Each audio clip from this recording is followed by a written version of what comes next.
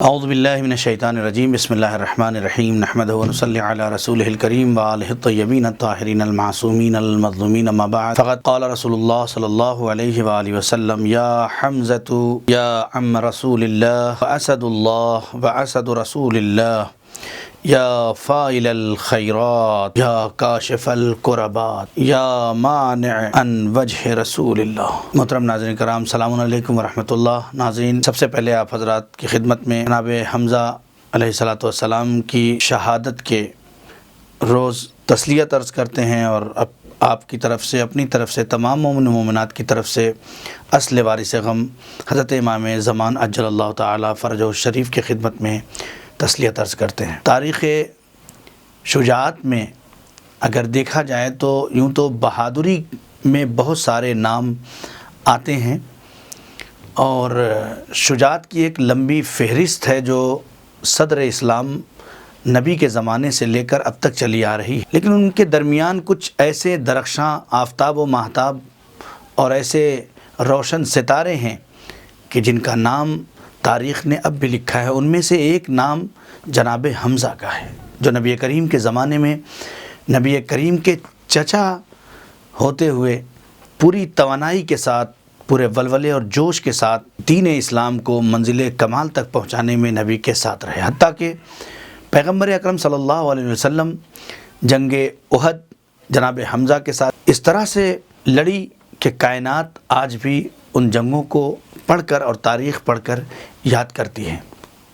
جناب حمزہ ایک ایسے بہادر تھے۔ جناب رسول خدا صلی اللہ علیہ وسلم کے زمانے میں نبی جب بھی نام لیتے تھے دو نام ضرور لیتے تھے،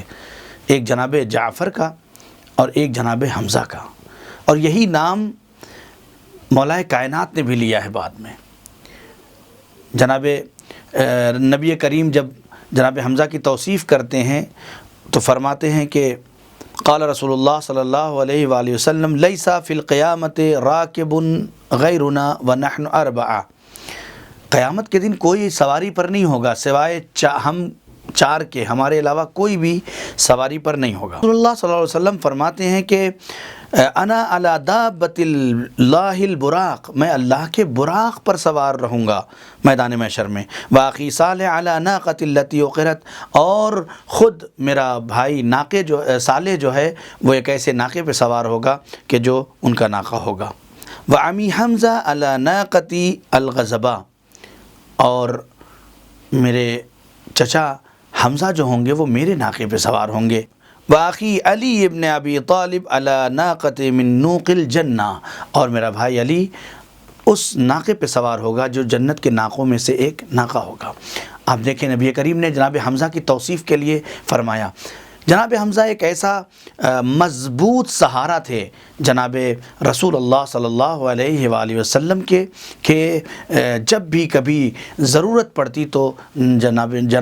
نبی کریم جناب حمزہ کے ساتھ ہوتے اور مشورہ کرتے۔ جنگی نظام کی تمام تیاریاں جناب حمزہ کے دیکھ ریکھ میں ہوتی، مولا کائنات بھی ہوتے وہاں پہ، اور ایسا عالم ہوتا کہ جب یہ نظام جنگ کو آمادہ کرتے، یہی وجہ ہے کہ جنگ بدر 313 اصحاب کے ساتھ، 313 صحابیوں کے ساتھ، 313 جنگجوؤں کے ساتھ نبی کریم جناب حمزہ مولا کائنات اور اس طرح کے جنگجوؤں کے ساتھ لے کے چلے، اور 313 کی تعداد کے باوجود بھی جنگ بدر کو فتح کیا۔ یہ آسان مرحلہ نہیں تھا۔ اس کے بعد جب جنگ فتح کی شکست مشرکین نے دیکھا تو جنگ احد کی تیاری کی، اور جنگ احد کی تیاری کر کے جب وہ آئے، اس کے باوجود بھی ان جنگجوؤں نے جنگ کا نقشہ اس طرح سے تیار کیا تھا کہ اگر رسول اسلام کے تمام اصحاب ان کے دیے ہوئے اشاروں اور تمام سسٹم پہ لگے رہے ہوتے تو جنگ احد میں بھی مسلمانوں کی شکست نظر نہیں آتی، چونکہ جو درہ تھا جہاں پہ نبی کریم مشورے کے درمیان یہ طے پایا تھا کہ اس درے کو چھوڑ کر مسلمان نہیں ہٹیں گے چاہے کچھ بھی ہو جائے۔ جب چند لمحوں میں تھوڑی دیر میں حملہ کیا جنگ احد میں مشرکوں کے اوپر مسلمانوں نے، تو تھوڑی ہی دیر کے اندر اندر جو ہے وہ جنگ ایسا لگ رہا تھا کہ جیت گئے، اور اعلان ہو گیا جیت گئے، مال غنیمت لوٹا جانے لگا، لوگ جوگ در جوگ جو ہے وہ اس طرف دوڑنے لگے۔ اتنے میں وہی لالچ انسان کو مال کی، دنیا کی ہوس، یہ انسان کو اسلام سے دور، رسول سے دور، اللہ سے دور، کس سے دور کر دے کوئی بھروسہ نہیں ہے۔ یہی لالچ انسان کو نبی کے قول پہ ثابت قدم رہنے نہیں دیتی۔ نبی نے کہا تھا کچھ بھی ہو جائے یہاں سے چھوڑ کے نہیں ہٹنا ہے، لیکن وہ لوگ اس مال کے لالچ میں اس درے کو چھوڑ کے ہٹ گئے۔ نتیجہ یہ ہوا کہ کفار اور مشرکین دوبارہ دوسری طرف سے راستے سے آ کر مسلمانوں پہ حملہ آور ہوتے ہیں، اور ایک آواز بلند ہو جاتی ہے کہ قد قتل محمد قتل کر دیے گئے، نبی قتل کر دیے گئے۔ یہ آواز جب فضا میں گونجتی ہے تو مسلمان جنگ سے چھوڑ کر بھاگنے لگتے ہیں، اور یہ تو کمال حضرت علی ابن ابی طالب علیہ السلام تھا کہ نبی کریم کو اپنے سینہ سپر بن کر نبی کریم کے نبی کی زندگی کو بچایا۔ جناب حمزہ اسی جنگ میں تمام مسلمانوں کی عزت اور آبرو بچانے کے لیے شہید ہو گئے، اور یہی وہ جنگ تھی کہ جس میں ہندہ نامی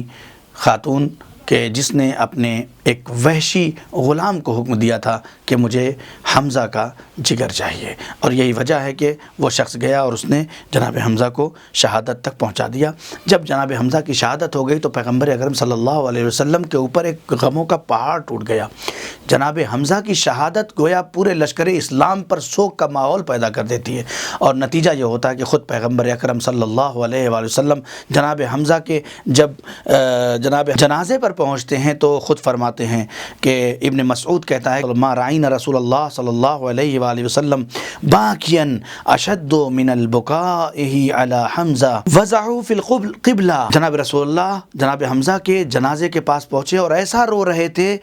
اشد بکائہ، بہت تیز رو رہے تھے، اور بہت جو ہے جسے کہا جاتا ہے غم و اندوہ کے عالم میں نبی کریم حمزہ کے جنازے پہ بکا اور گریہ کر رہے تھے۔ وضعوا فی القبلہ، اور جناب حمزہ کے جنازے کو قبلے کی طرف رکھا۔ ثم وقف علی جنازتہ، پھر جناب حمزہ کے جنازے کے پاس کھڑے ہوئے۔ ویقول، اور پیغمبر اکرم اب یہاں سے جناب حمزہ کے لیے ارشاد فرماتے ہیں، یہ غم اور یہ توانائی جو حمزہ سے ملی تھی اس کا اظہار ان جملوں سے ہوتا ہے، یا عم رسول اللہ واسد اللہ واسد رسول اللہ، یا حمزہ یا فاعل الخیرات، یا حمزہ یا کاشف الکربات، یا مانع عن وجہ رسول اللہ۔ اے حمزہ، اے حمزہ، اے اللہ کے شیر، اے رسول اللہ کے شیر، اے حمزہ، اے فاعل الخیرات، اے نیکیوں کو انجام دینے والے، اے حمزہ یا کاشف الکربات، اے مشکلوں اور سختیوں کو دور کرنے والے، یا مانع عن وجہ رسول اللہ، اے رسول اللہ صلی اللہ علیہ وسلم کے